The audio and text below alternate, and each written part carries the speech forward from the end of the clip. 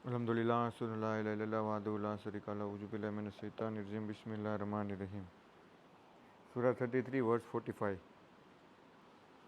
अल हिजाब यानी द हमने देखा ना लास्ट बार कि ये सूरत में द पार्टीज यानी वो लड़ाई का जिक्र हुआ था और उसके बाद में आगे 45 में अल्लाह बता रहा है ये नबी या अय्युहन नबी हो हमने तुमको गवाही देने वाला और शुभ सूचना देने वाला और डराने वाला बनाकर भेजा है।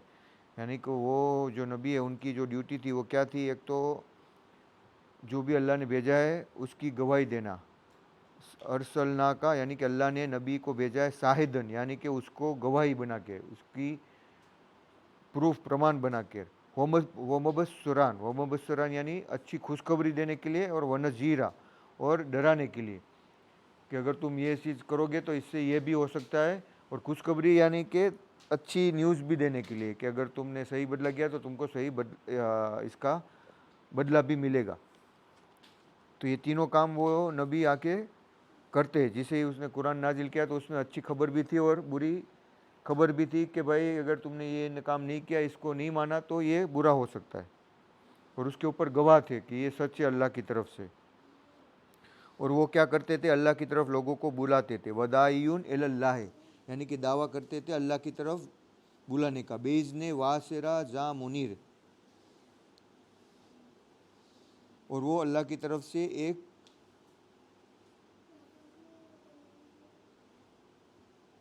दीप की तरह थे। यानी कि एक जैसे एक प्रकाशित दीप होता है ना, उसकी तरह से वो एक बीकन थे। वासिरन जा मुनीर, मुनीर यानी एक चमकता हुआ दीप की तरह वो मैसेज उनको अल्लाह की मर्जी से देते थे। 47 और क्या खुशखबरी थी वो इसमें बता रहे 47 में कि ईमान वालों को शुभ सूचना दे दो कि उनके लिए अल्लाह की ओर से बहुत बड़ी कृपा है। यानी मिनल्लाह फजलन कबीर, कबीर यानी बहुत ही बड़ा, कबीर फजल है अल्लाह का, बहुत ही बड़ा फजल है। ये खुशखबरी थी। और 48 में अल्लाह क्या बता रहा है कि और तुम अवज्ञाकारियों को यानी कि जो डिसबिलीवर है उनको और कपटाचारियों की बात को न मानो। कपटाचारी यानी दम्भी लोग। तो वला तोतिउल काफिरूना वल मुनाफिकीना, वला तोतिउ यानी तुम उनकी ताबे ना हो जाओ, उनको ओबे ना करो।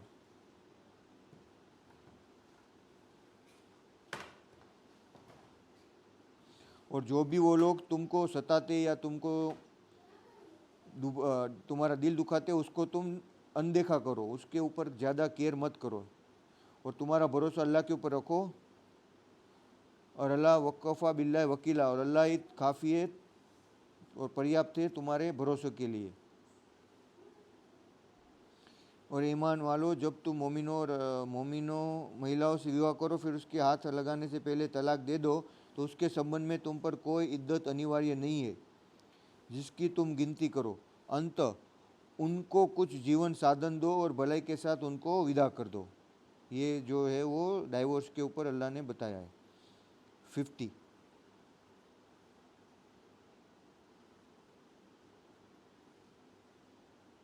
और ये नबी हमने तुम्हारे लिए वेद कर दी तुम्हारी वह पत्नियां जिनकी महर तुम दे चुके हो, और वह महिलाएं भी जो तुम्हारे स्वामित्व में हो, जो अल्लाह ने गनीमत में तुमको दिए, और तुम्हारे चाचा की बेटियां और तुम्हारी फूफियों की बेटियां और तुम्हारे मामा की बेटियां और तुम्हारे मौसियों की बेटियां जिन्होंने तुम्हारे साथ हिजरत किया हो, और इस ईमान वाली महिलाओं को भी जो अपने आप को संदेशता को दे दे। शर्त यह है कि वो पैगंबर उसको निकाह में विवाह में लाना चाहे। यह विशेष रूप से तुम्हारे लिए है, ईमान वालों से भिन्न। हमको ज्ञात है जो हमने उन पर उनकी पत्नियों और उनकी दासियों के संबंध में अनिवार्य किया है ताकि तुम पर कोई संकोच न रहे। अल्लाह क्षमा करने वाला और दयावान है। ये जो है वो पर्टिकुलरली प्रॉफिट के ऊपर अल्लाह ने बताया है कि उनके ऊपर क्या क्या लो है, ये ईमान वालों के ऊपर नहीं है। 51 तुम उनमें से जिसको चाहो दूर रखो और जिसको चाहो अपने पास रखो। जिसको दूर किया था उनमें से फिर किसी को बुलाओ तब भी तुम पर कोई गुनाह नहीं। इसमें अधिक आशा है कि उनकी आंखें ठंडी रहेगी और वह दुखी न होगी, और वह उस पर संतुष्ट रहे जो तुम उनको सबको दो। और अल्लाह जानता है जो तुम्हारे दिलों में है, और अल्लाह जानने वाला और सहनशील है। यानी कि वकान अल्लाह अलीमुन हलीम, हलीम यानी वो बहुत ही सहन शक्ति वाला है अल्लाह। और बहुत ही इलम वाला है। 52, उनके अतिरिक्त और महिलाएं तुम्हारे लिए वेद नहीं और न यह उचित है कि तुम उनके स्थान पर दूसरी पत्नियों को कर लो, यद्यपि उनका रूप तुमको अच्छा लगे, परंतु जो तुम्हारी दासी हो और अल्लाह हर चीज़ पर संरक्षक सके। यानी कोई तुमको अगर दिखाने में अच्छा लगे और तुम उसके लिए उसके साथ करो तो अल्लाह इसको मना फरमाते। हालांकि कोई किसी को हेल्प करने के लिए यार वो तुम्हारा नीयत होनी चाहिए, ये इसमें अल्लाह ने बखूबी बता दिया है।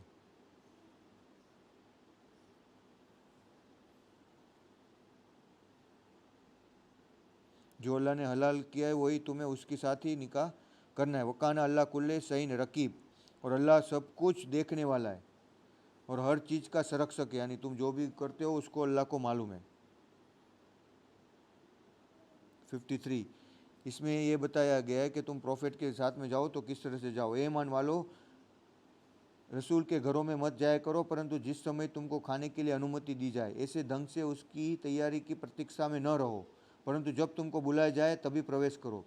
फिर जब तुम खा चुको तो उठकर चले जाओ और बातों में लगे हुए बैठे न रहो, इस बात से कि नबी को नागवारी होती है, परंतु वह तुम्हारा लिहाज करते और अल्लाह सच्ची बात कहने में किसी का लिहाज नहीं करता। और जब तुम नबी की पत्नियों से कोई चीज़ मांगो तो पर्दे की पीछे से मांगो, यह तरीका तुम्हारे दिलों के लिए अधिक पवित्र है और उनके दिलों के लिए भी, और तुम्हारे लिए वैध नहीं कि तुम अल्लाह के नबी को कष्ट दो, और न ही तुम्हारे लिए यह जायज़ है कि तुम उनके बाद उनकी पत्नियों से कभी निकाह करो। यह अल्लाह के निकट बहुत गंभीर बात है। यानी क्या बताया इसमें लास्ट में, ये जो सारी किंत बताई, इन्ना जाले का काना इंदल्लाहुल अजीम, यानी कि अल्लाह के नज़दीक ये बहुत बड़ी गुनाह की बात है अगर ये चीज़ में से तुमने किसी को अल्लाह की बातों को न माना तो। और तुम कोई भी चीज़ को जाहिर करो या उसको छिपाओ, वकान बिकुल फ़इन्न अल्लाह काना बिकुल्ले सईन अलीम, यानी कि अल्लाह को हर एक चीज़ का उसका इल्म है। वर्स 55, और पैगंबर की पत्नियों पर अपने पिता के संबंध में कोई पाप नहीं है, और न अपने बेटों के संबंध में, और न अपने भाइयों के संबंध में, और न अपने भतीजों के संबंध में, और न अपने भांजों के संबंध में, और न अपनी महिलाओं के संबंध में, और न अपनी दासियों के संबंध में। और अल्लाह से डरते रहो, निसंदेह अल्लाह हर चीज़ पर दृष्टि रखता है। इन अल्लाह कान अला कुल्ले सईन शहीद, शहीद यानी अल्लाह की विटनेस है, अल्लाह हर चीज़ पर। अगर तुम सोचते हो कि तुम कोई काम करते हो तो कौन देखने वाला है, जिसको हम बोलते हैं ना कि ये गवाह कौन है, तो अल्लाह उस वक़्त में गवाह होता ही है। अगर कोई नहीं हो तो भी अल्लाह तो वहाँ पे है ही। ये इसमें अल्लाह ने कहा है कि मैं ही सब की चीज़ का विटनेस तो हुई। इन अल्लाह कुल्ले सईन शहीद, शहीद यानी अल्लाह विटनेस है हर एक चीज़ का ड्यूरिंग द प्रॉफिट लाइफ। और ये जो है वो चीज़ ये लोगों ने सबसे ज़्यादा इसको, ये आयत को ख़राब करके रखा हुआ है मुसलमान के अंदर। इसमें क्या कहा कि इन्नल्लाह व मलाइकतु यसल्लूना अलन नबी है, यानी कि तुम भी दुरूद पढ़ो जैसे कि कुरान में कहा है। लेकिन वो क्या कहा था कुरान में कि गॉड एंड हिज एंजल्स उसको सपोर्ट देते हैं, और ये ओल अन नबी याई और लजीन आमनु सल्ला अलैहि वस्सलामु तस्लीमा, और तुम भी उनको सपोर्ट करो जिस तरह से वो करते हैं, and regarding message should be regarded. तो ये जो प्रॉफिट जब थे तब था, जब उसके मरने के बाद ये लागू नहीं होता। यानी अभी क्या करते हैं लोग, मरने के बाद भी उसी के ऊपर ये दरूद और सलाम और ये सलवात और ये सब पढ़ते। हालांकि ये जो चीज़ थी वो जब वो नबी थे तब ये हुक्म दिया गया था, ना कि उसके मरने के बाद भी तुम ऐसा करते रहो, ये तो फिर शिर्क हो जाता है। तो ये जो वर्स है सबसे ज़्यादा mistranslated misunderstood verse है कुरान में, सबसे ज़्यादा मुसलमान के अंदर। वही लोग ये एग्जाम्पल देते हैं ये उसूरा का। हालांकि इसमें यह कहा है कि वो उसको सपोर्ट भेजते, उसकी रहमत भेजते। तो ईमान वालों तुम भी उनके ऊपर सलाम भेजो। तो ये सलाम कब, मरने के बाद थोड़ी लागू होता है, वो बेसिकली जब वो है तब होता है ना। अल्लाह कभी किसी को मरने के बाद में कोई चीज़ नहीं करता।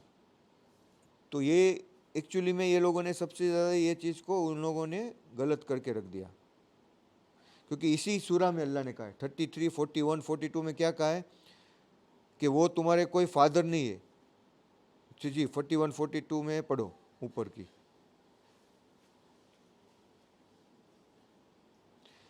या और लजीना आमनु ज़िक्रुल्लाह ज़िक्रन कसीरा, अल्लाह ने क्या कहा, O you believe you shall remember God frequently, you shall glorify him day and night. वो कोई नबी की कोई इबादत करने के लिए नहीं बोल रहे थे अल्लाह, उसको क्या बोल रहे थे कि जब तुम उससे मिलो तो क्या कहो, सलाम कहो। जो नॉर्मली हम कभी ईमान वाले से मिलते हैं तो कोई क्या बोलते हैं, अस्सलाम वालेकुम कहते हैं ना, तो वही चीज़ अल्लाह ने इसमें भी कही। तो ये लोगों ने इसको मिस ट्रांसलेट करके क्या बना दिया कि ये तो नबी के ऊपर दुरूद करने को अल्लाह ने पढ़ा है, तो हमको बस उसके ऊपर दुरूद भेजते रहना है, मारा कि वो जिंदा हो या न हो। अभी तो वो उसकी कब्र में तो ये लोग क्या करते हैं, मदीना में जा जाके यही चीज़ पढ़ते हैं कि अल्लाहुम्मा सल्लल्लाहु अला मुहम्मद व बारिक वसल्लम, ऐसा ही बार बार। अभी मैं तो वो भूल गया हूँ, पहले तो मैं भी इसको पढ़ता था। तो ये जो चीज़ है वो गुनाह है, शिर्क है, तो ये हमें नहीं करना है। इसको हमें याद रखना है कि ये जो है वो उस टाइम में जब वो मौजूद थे उस वक़्त का था, उसके बाद का नहीं है। श्योरली इन लजीना यऊदूनुल्लाह, यानी कि जिसने भी अपोज किया अल्लाह और उसके रसूल का, तो अल्लाह उनको ये दुनिया में भी श्राप देगा और आखिरत में भी, और उनके लिए आखिरत में बहुत ही दर्दनाक अजाब वाली यातना तैयार करके अल्लाह ने रखी है। वादा किया अल्लाह ने, इसका क्या किया है, वल आखिरतु वादा लहुम अजाबु मुहीन, मुहीन यानी सबसे बड़ा सज़ा अल्लाह ने उनके लिए रेडी करके रखा हुआ है।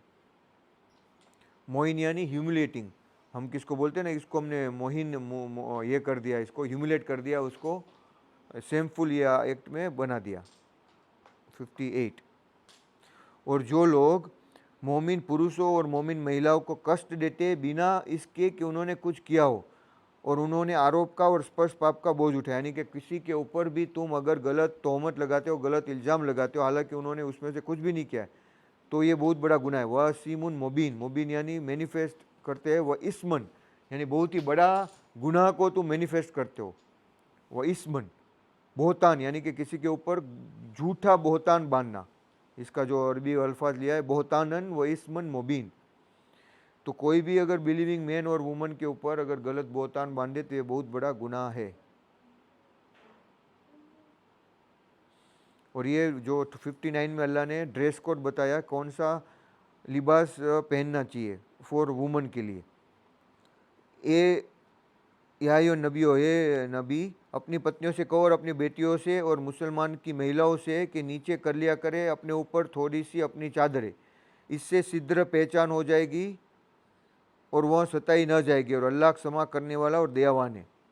यानी कि तुम जो लड़की लोग के गारमेंट उनको लंबे रखने चाहिए और ढाक के रखने चाहिए।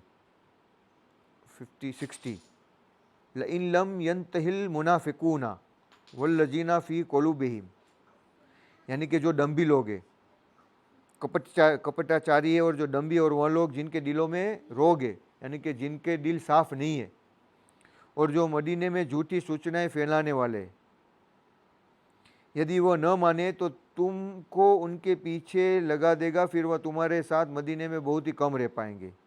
मदीनते यानी वो एक शहर का नाम है जहाँ पे नबी लास्ट टाइम में रहे थे, मदीना में। तो वहाँ पे हिपोक्राइट्स भी बहुत ज़्यादा थे, तो वो लोग क्या करते थे, झूठ फैलाते थे। उनका काम यही था कि झूठ फैलाने का, साथ में अच्छी अच्छी मीठी बात करेंगे तुम्हारे सामने, लेकिन पीछे से उनके ऊपर झूठ बांधेंगे, झूठा बोतान लगाएंगे। तो अल्लाह बोलते थे कि उनके ऊपर ज़्यादा परवाह मत करो, वो तुम्हारे साथ ज़्यादा नहीं टिकने वाले, क्योंकि वो लोग झूठे हैं। और अल्लाह कोई भी आजमाइश के जरिए, किसी भी तकलीफ़ के जरिए उनको तुमसे दूर कर देगा।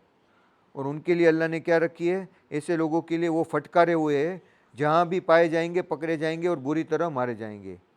यानी उनके लिए कोई सुकून नहीं है, ना ही ये दुनिया में और ना ही आखिरत में। और तुम लोग 33-62 में देखोगे कि सुन्नतुल्लाह फ़िद्दीन है, यानी देखो अल्लाह ने जो सुन्नत कही है वो अल्लाह की कही है, और ये लोग ने क्या है, नबी की सुन्नत बना दी है। हदीस क्या बोलते हैं, प्रॉफिट की सुन्नत। हालांकि कुरान में जो वर्ड यूज़ किया है सुन्नतुल्लाह फ़िद्दीन है, अल्लाह के दीन के लिए।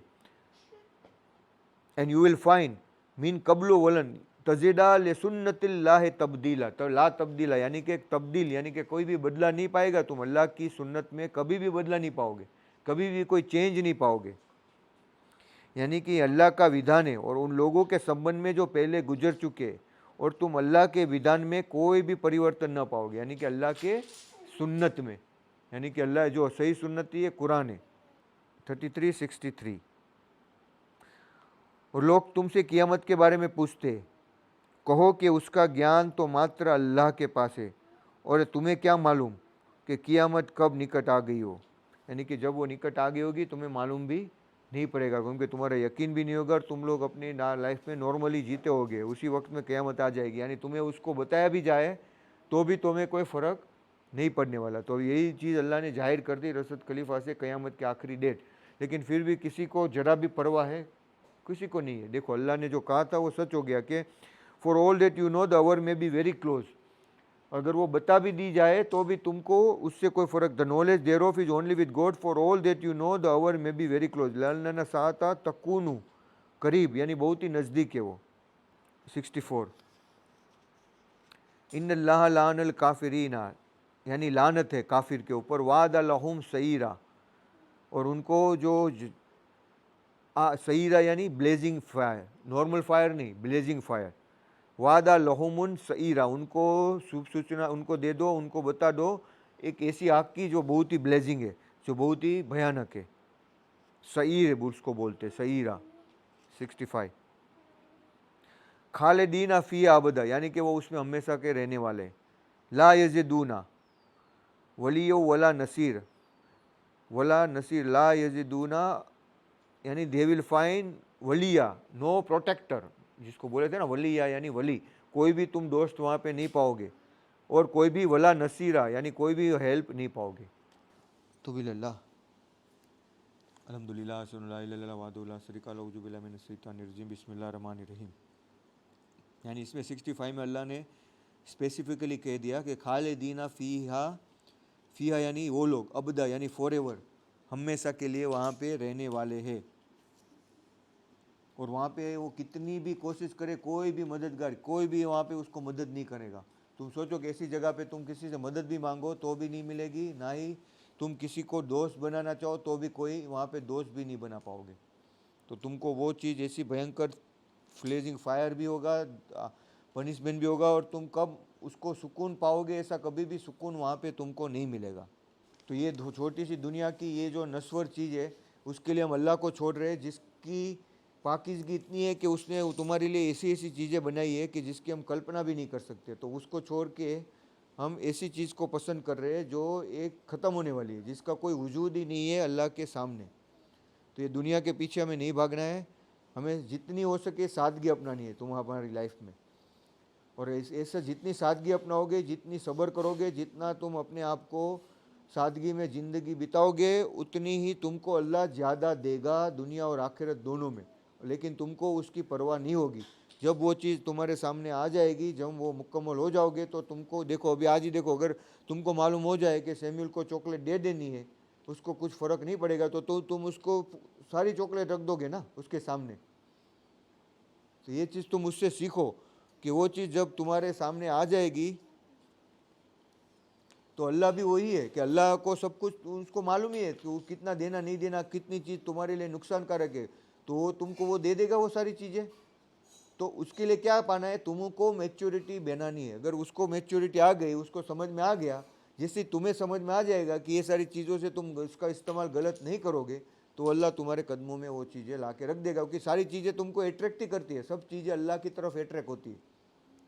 तो जब तुम अल्लाह की तस्बीह करते हो तो सारे फरिश्तों के साथ में तुम्हारी जो धुन है, जैसे कुरान में बताया कि दाऊद नबी जो पढ़ते थे अल्लाह का कलाम और अल्लाह की बातें, तो सारे पहाड़ और पर्वत उसके साथ में गाने लगते थे। तो उसको वो महसूसियत दी थी कि वो सारी चीज़ों को सुन सकते थे। जैसे उसके बाद में उसके बेटे सुलेमान, उसको तो अल्लाह ने ऐसी ताकत दी थी कि वो कीड़ी की आवाज़ को भी पहचान सकते थे। तो उनको तो फरिश्त हवा, जिन्ने सब कुछ कंट्रोल में था। तो तुम जब भी अल्लाह को याद करा करो, अल्लाह की तस्बीह करते हो, तो उस टाइम में क्या होता है, तुम्हारे शरीर के अंग, हर एक चीज़ें जो तुम्हें दिखती है, उस चीज़ें तुम दिखती है, लेकिन वो भी उसके अंदर इलेक्ट्रॉन लाइव है ना, तो वो भी अल्लाह की तस्बीह कर रहे हैं। और फरिश्ते तो अल्लाह की तस्बीह करते हैं, तो उसका जो राग है तुम्हारे राग के साथ मिल जाता है, तो ऑटोमेटिकली वो तुम्हारी हेल्प के लिए आ जाते हैं। जब भी तुम अल्लाह को याद करते हो, जब तुम अल्लाह को भूल जाते हो, तो उस टाइम में क्या होता है, शैतान तुम्हारे ऊपर नाजिल हो जाता है। यानी जो भी तुम्हारे थॉट्स आए, उसको तुम एकाग्रता से अल्लाह की याद में करो। जो भी बुरे सोच आए, अच्छे सोच आए, अल्लाह के याद के साथ में उसको कनेक्ट करो, वो डॉट को। तो हर एक चीज़ तुम्हारे तरफ अट्रैक्ट होगी, क्योंकि तुम अल्लाह की तरफ अट्रैक्ट हो रहे हो, तो हर एक चीज़ वहाँ पे ही जा रही है। तो हर एक चीज़ जो है वो तुम्हारे सामने आ ही जाएगी, तुम्हारे कदमों में, लेकिन तुमको वो चीज़ की परवाह नहीं होगी। उस चीज़ तुमको किसकी परवाह होगी? अल्लाह की। वो मिलने के बाद भी तुम्हारे अंदर कोई भी बदलाव, क्योंकि तुमको फ़र्क ही नहीं पड़ता, तुम्हारे पास में करोड़ों हो या जीरो हो, तुमको कोई फ़र्क नहीं पड़ता। जब ये चीज़ तुम्हारे अंदर आ गई, फिर तुम एक डिसिप्लिन तरीके से एक चीज़ के ऊपर आ गए, और वो चीज़ ही होती है। तुम सोचो कि तुम दे सकते हो शम्यूल के सामने, तो वो क्या करेगा? वो तो पूरा खा लेगा, पूरा खा लेगा, वो कुछ देखेगा नहीं आगे पीछे। तो उसके उसमें अगर अभी अक्ल नहीं है।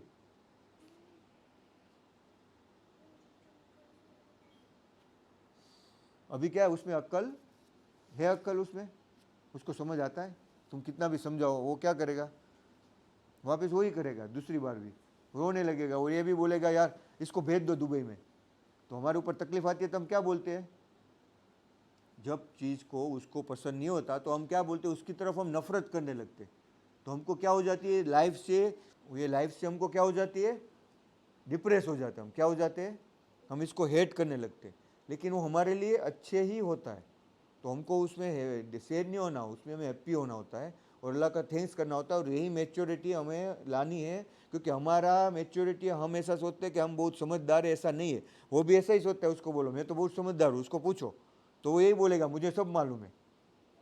वो ऐसा बोलेगा मुझे नहीं मालूम है, उसको सब मालूम है, सब आता है उसको। उसको पूछो तो यही बोलेगा सब आता है, सब मालूम है, मैं इतना बड़ा होशियार हूँ, मैं इतना इंटेलिजेंट हूँ। कभी भी कोई इंसान एक्सेप्ट नहीं करता, लेकिन वही चीज़ हमें एक्सेप्ट करनी है कि हमारा इल्म है वो वहाँ तक नहीं है। अल्लाह के सामने हमारा इल्म जीरो है, इससे भी ज़्यादा गया गुजरा है हमारा इल्म। समझ में आया? तो हमको कुछ मालूम ही नहीं है उसकी ताकत। आगे का फ्यूचर मालूम है तुम्हें कल क्या होने वाला है? अरे 2 मिनट के बाद का नहीं मालूम, 1 मिनट, अभी 5 सेकंड के बाद क्या होने वाला है वो नहीं मालूम है। तो कोई चीज़ हमें नुकसान पहुंचा रही है, वो हमें बुरी चीज़ से रोक रही है आगे से। उसको तो अभी हमने चॉकलेट से रोका, तो उसको उसके बॉडी में नहीं हो रहा ना डिफेक्ट, वरना क्या हो जाता? तो अल्लाह को मालूम है कि वो तुम्हें अभी पसंद नहीं है, लेकिन वो तुम्हारे लिए अभी जायज़ है, क्योंकि तुमको वो यूज करने के लिए तुम अभी कैपेबल नहीं, और करोगे तो बहुत बड़ी मुसीबत में फंस जाओगे।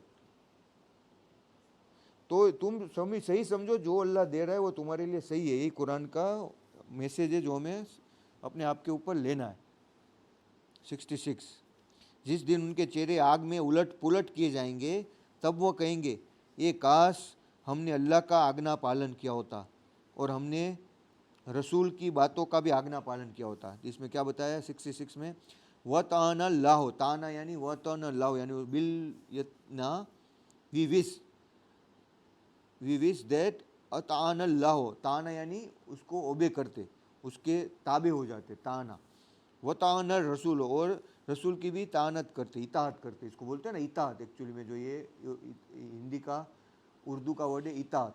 तो जो वो ताना बोलते हैं ना, वह आ ता अलिफ और ना है, यानी इताहत करना, किसी को ताबे होना। तो हमारा मकसद है कि हम अल्लाह को सबमिट कर दे अपने आप को। 67, और वह ये कहेंगे ये हमारे पालनहार, हमने अपने सरदारों और अपने बड़ों को कहना माना, तो उन्होंने हमको मार्ग से भटका दिया। ये हमारे पालनहार, उनको तो दोहरी यातना दे और उन पर भारी फिटकार कर। यानी 67 में क्या कहा कि ये लोग बाद में मलामत करेंगे एक दूसरे के ऊपर, और वो बोलेंगे हमारे मास्टर और लीडर, उनको तू बहुत बड़ी सजा दे। इन्ना वातना सादतना व कुबरा फजल्लू सबीला, क्योंकि उन्होंने हमने जो सही रास्ता था उससे हमको गाफिल कर दिया था। अवर लॉर्ड रब्बना, और वहाँ पे तो वो अल्लाह को पहचान ही गए होगे। अभी तो मान लो हमको नहीं पहचानते, उस वक़्त में तो वो अल्लाह को रब्बना कह के ही पुकारेंगे कि ये हमारे पालनहार। तब उसको मालूम हो गया होगा कि यही हमारे खुदा है और वही हमने उसी से नाफरमानी की थी। रब्बना अतिहिम सेफ़ैन, यानी जीएफ़ैन यानी डबल, टू फोल्ड, जिसको बोलते हैं ना हम कोई चीज़ को फोल्ड करते हैं 2 भाग में, तो उसको अरबी में बोलते हैं ज़ैफ़ैन। मिनल अज़ाबे वल अनहुम, और उसको लानत भेद, वालानहुम यानी कि उसको लानत भेद, लाना कबीरा, बहुत बड़ी, ऐसी नॉर्मल लानत भी नहीं, बहुत बड़ी लानत भेद उसके ऊपर, कि उसकी वजह से हम लोग, यानी वो अल्लाह को ये कहने की ट्राई कर रहे होंगे, अपने आप की सफाई देने की, कि हम लोग तो सही थे लेकिन ये लोग की वजह से हम हुए, तो इसको डबल सजा दे, कि शायद वो उसकी सज़ा बच जाए, हर एक तरीका वो अपनाएंगे अपने आप को बचाने का। तब उनको जवाब दिया जाएगा। और 69, ए ईमान वालों, तुम उन लोगों की तरह न बनो जिन्होंने मूसा को कष्ट पहुंचाया, फिर अल्लाह ने उनको उन लोगों की बातों से बरी कर दिया और वह अल्लाह को निकट सम्मानित था। यानी जो नबी मूसा नबी थे वो बहुत ही नेक थे। तो जो प्रॉफिट को बताया जा रहा है सूरा में अभी समझ में आया ना, प्रॉफिट के ऊपर ही डिस्क्रिप्शन है। तो वो उस टाइम में बता रहे थे कि तुम उसकी तरह वापस मत बन जाओ जिसने मूसा को हर्ट किया था। तो वो लोग क्या कर रहे थे, प्रॉफिट को हर्ट कर रहे थे। और वो या ही और लजीन आमनु, ये देखो अल्लाह की बेहतरीन तरीके से अल्लाह इसको कहता है कि हे ईमान वालो, या ही और लजीन आमनु, आमनु यानी ईमान वालो, अत्तकुल्लाह, अल्लाह से डरो, वकुलू कौला सदीदा, जो उसका जो अजाब है, और जो भी तुम कहो, वकूला कौला यानी जो भी बात कहो वो करेक्ट कहो, सदीद यानी सही कहो, गलत मत कहो। वह तुम्हारे कर्म सुधारेगा और तुम्हारे पापों को क्षमा कर देगा, और जो व्यक्ति अल्लाह और उसके रसूल का आज्ञा पालन करे उसके लिए बड़ी सफलता प्राप्त कर ली है उसने। हमने अमानत अकीमुस्सलात